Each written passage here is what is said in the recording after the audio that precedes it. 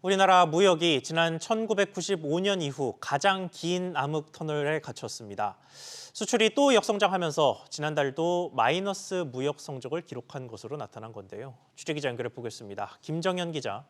네, 김정현입니다. 네, 지난달 우리나라 수출 얼마로 집계됐습니까?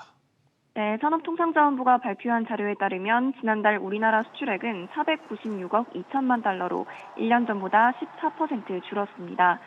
수출은 지난해 10월부터 7개월째 개선되지 못하고 부진한 흐름을 이어가고 있습니다. 우리나라 최대 수출품인 반도체 수출이 좀처럼 반등하지 못하고 있기 때문인데요.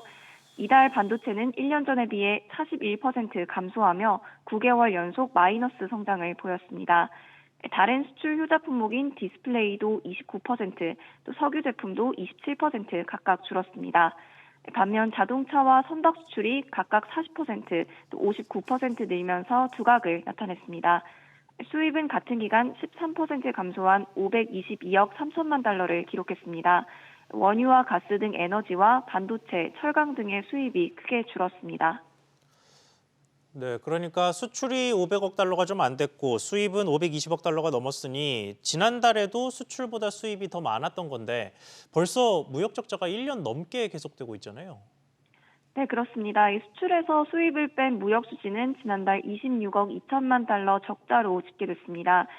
지난해 3월 이후 14개월 연속 적자를 나타내고 있는데요. 지난 1995년 1월부터 1997년 5월까지 17개월 연속 무역 적자를 기록한 이후 가장 긴 연속 무역 적자입니다. 글로벌 경기 회복이 지연되면서 중국과 베트남 등 수출이 줄어든 영향이 큽니다. 중국 수출은 이달 27% 줄면서 11개월 연속 마이너스를 기록했고 또 아세안 수출도 26% 감소했습니다. 반면 자동차 수출 증가로 EU 수출은 1년 전보다 10%, 또 중동은 31% 늘었습니다. SBS 비즈 김정연입니다.